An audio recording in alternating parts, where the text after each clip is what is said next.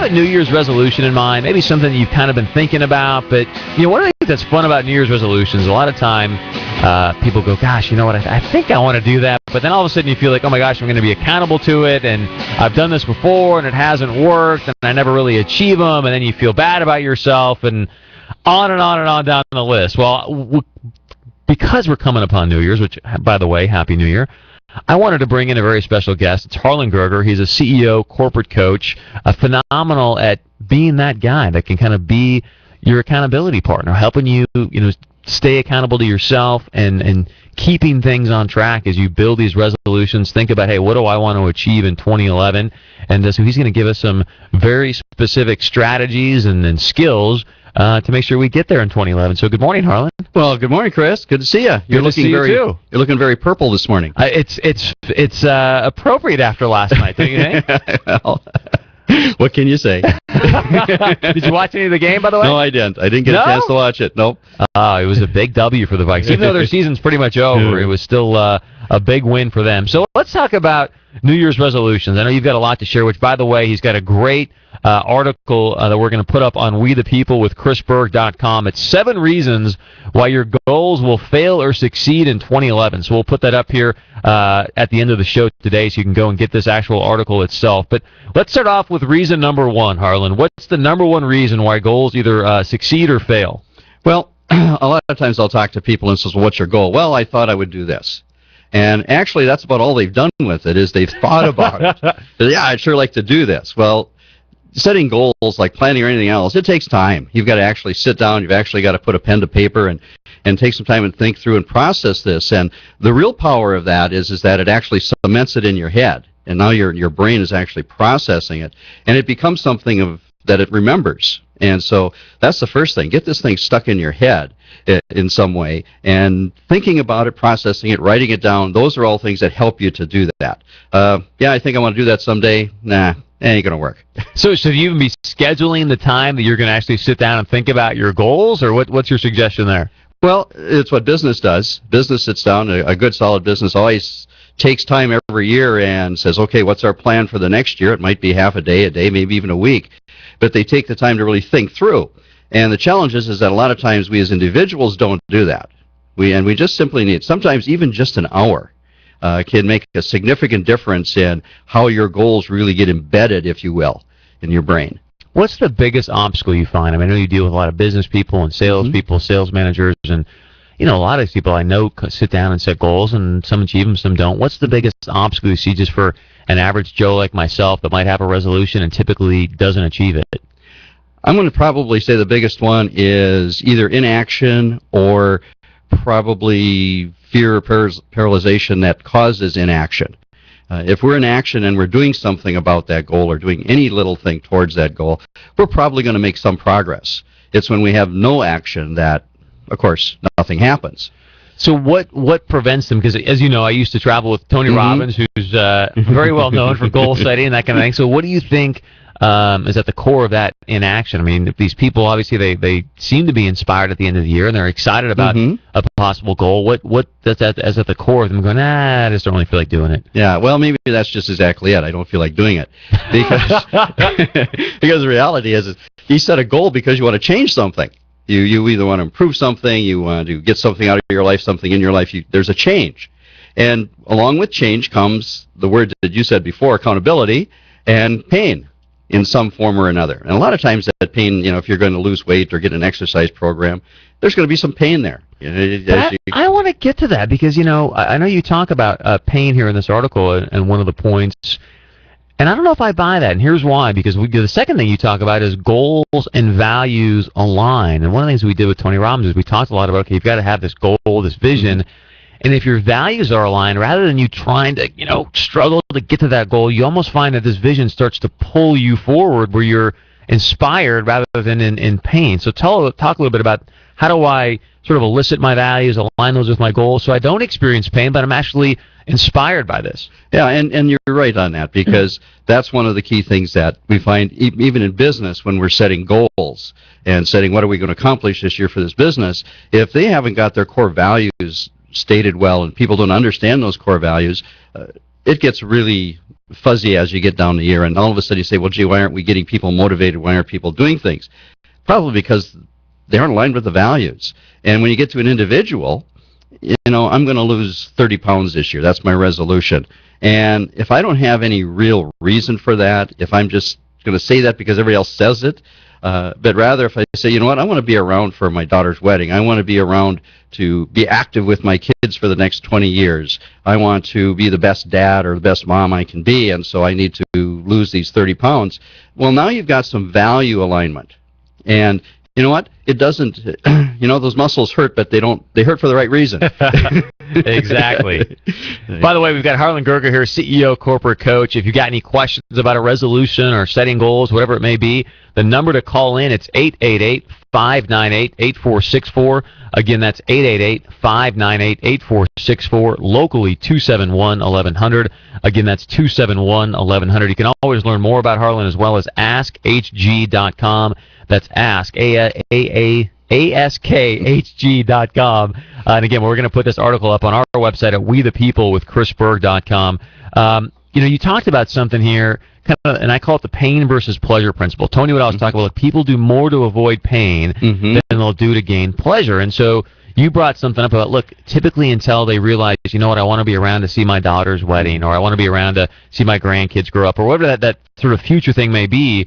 One of the key questions that Tony would ask people is, look, if you don't achieve this goal, what's it going to cost you? And when you start to get really present to that, it's like, wow, okay, I do need to make sure that I follow through and get off my duff and get going here and make something happen. So can you speak a little bit to that, please? Well, I think, I admire what Tony does. Tony's got some great work out there. The whole idea is, yes, that I think too often we're too short-term viewing. We're looking at, well, what do I need to do today or next week or next month? And you start thinking about 5 years or 10 years out there. And the reality is, and psychology has proven it, that the more we can visualize something in the future, the more easily it is for us to commit to it. The more concrete that is. As a matter of fact, I had a friend that asked me on Facebook earlier this morning, about that imaging idea. And I says, imaging simply helps cement the ideas in your brain. It isn't going to mystically bring anything to you, but it's going to cement things in your brain so you become more aware. And the more we can cement those things, then we start becoming long-range people. And now we start not looking at what I got to do today. Well, gee, I'm going to miss my TV show, so I don't want to go jump on the treadmill. No, I'm going to jump on a treadmill because my vision is a lot further out than just today, and that I happen to be a little tired today. So, were you at my house this morning, Harlan? So let's get back to a couple of things too that I think causes people to sort of trip up, and one of those is clarity is power to me. And I think a lot of times when you ask people, hey, what are your goals? You kind of summed it up perfectly. Like, I want to lose weight. Well, that's great, but how much? Or like people say, well, I want to make more money. Well, that's great, but how much? And I don't think people get specific enough to then create some sort of accountability system. So if you can talk to the clarity thing and the importance of that, and then we'll find out from you what's the accountability system you help people set up. Yeah, well, the clarity is really a key thing, because if I just say, like you say, I'm going to lose some weight or I'm going to make a bunch of money or whatever it is, there's nothing tangible there. Unless you can somehow visualize it, hold it in your hand, do something with it, it doesn't mean anything. It's just a cloud, it's just a fog. And you can't have any accountability, can't measure it. If you can't measure it, and especially if someone else outside of you, so a third party, can't measure it, it's not going to be attained because you aren't focused enough. It isn't clear enough in you. The other thing, and I mentioned the idea of awareness, the more focused you are on that goal and the more clear it is and the more specific it is, the more you become aware of the things that can help you to get there. Great point. I think everything is there for you to achieve it. It's all there right now. We're just not seeing it because we're not focused enough and we're not clear enough. And anytime that I've been successful in achieving goals, it's always because I'm real focused. And the methodologies or the tools that I found, I didn't even know about when I set the goal. They were discovered along the way, so to speak. So that's the real focus, that idea of clarity and focus. Like I say, someday is not a day of the week. I can't find it on the calendar. So set a date. Be specific. I like that, though. Someday's good sometimes, right?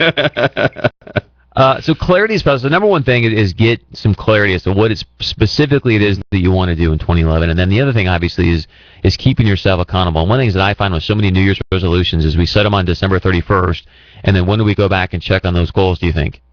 Well, in reality, when I'm in business, I talk about a 2-page plan, because the problem is I've walked in and I've seen 4-inch binders. This is my business plan for the year, and I have no problem with it. I think that's fantastic. The problem is, how do you use that on a daily basis? What you need to do is you set up some type of system, some types of accountability, something that you can look at on a daily, weekly basis. So this goals are not luggage. Goals are part of your lifestyle. And so they're not some luggage that you pick up or put in the closet or carry around once in a while. They really need to be part of your lifestyle. So endow them into that lifestyle, like losing weight. Simple chart on the fridge. Here's my weight today, and I was going to do these 5 things, and did I do them or didn't I? And the nice thing about that is, that little 3-year-old comes up and says, "Daddy, why isn't your weight up on the chart this week?" You get that accountability from other people, and you measure it too. I think that's the hard thing, though, is I see a lot of people today, myself included, where it's tough. People don't necessarily like to be held accountable at certain times. And so how do you kind of get over that hump where you can go, you know what, it's okay for me to have people keep me in check, and it's okay. They're not making me wrong. They're actually trying to, because I think some people interpret it as like, oh, you're making me wrong by saying, oh, I didn't do this or I didn't accomplish that, rather than, you know what, you're here to support me and maybe you could be a resource for me to help me achieve something. I mean, can you kind of talk to the psychology of that? Well, sure. I think some of the psychology that we have is that we've got kind of an instant gratification type of society to a certain degree. And we want that instant gratification. And a lot of times goals are not instant. They're longer term. They're that, like I say, they're part of that lifestyle. And the fact of the matter is, I can talk to Tony, and I'm sure Tony could tell you hundreds of thousands of times that he failed. He probably failed a lot more than he succeeded, and yet he's making how many millions and has a lifestyle that everybody kind of dreams of, kinds of things, and yet he used to sleep on the couch, at one time. So, but it's that idea that failure is okay. I'm trying, I'm growing, I'm developing. When we first learned to ride the bike, did we not fall down? Because I think everybody that learned how to ride a bike when they were 5 or 6 has a skinned knee. Well, that's because you failed, so to speak, but you learned from that and you kept going. So it's really taking that attitude that failure is okay, and it's always short term. Okay, I failed today, but I'm not going to let that happen tomorrow. I think there's real power in language. We've talked about it on the show before, about how liberals tend to use their thesaurus very, very well and sort of relabel things so they don't feel maybe as, as crass as they really are, however you want to say that. And, one of the things that I've learned along the way is something that's really helped me is there's no such thing as failure. There's only feedback. And when I can look at things in my life as feedback, meaning like, well, that clearly didn't work, I'm not going to try that strategy again. It's really given me some freedom because, I don't want to feel like a failure. I don't think anybody really wants to feel that way. And when I can start to interpret things in my life as feedback and go, okay, that's not the outcome I wanted, or that is, I want to continue to do that, I believe there's some real power in that. And I don't just kind of want to get your thoughts on the power of language. And, the other thing is, what's the most important conversation we have every single day? I think is the one with ourselves, right? Oh, yeah. I think some of the stats are that we probably spend about 90% of our day talking to ourselves. Hopefully we're not answering back too often. They get quite at least out loud. But yes, we tend to talk to ourselves. Our thoughts are going all the time. And if we are always in, and like I appreciate what you say there about failure all the time, I'm failing. No, I'm learning. A small child touches a hot stove. They say, oh, I understand what hot is now and why mom doesn't want me to touch the stove. Okay, we've put that in our banks there, and we've learned. And so we become better from that. The reality is that we can take all kinds of analogies. We can take, Babe Ruth struck out 4 times for every time he hit a home run. Did he fail? No. We all remember Babe Ruth as the home run hitter, right? But yet you could say that he was in a learning curve. He just swung as hard as he could at every ball that he thought would do it. And sometimes he hit it, and sometimes he didn't. But ultimately he hit his goal of being one of the best batters out there.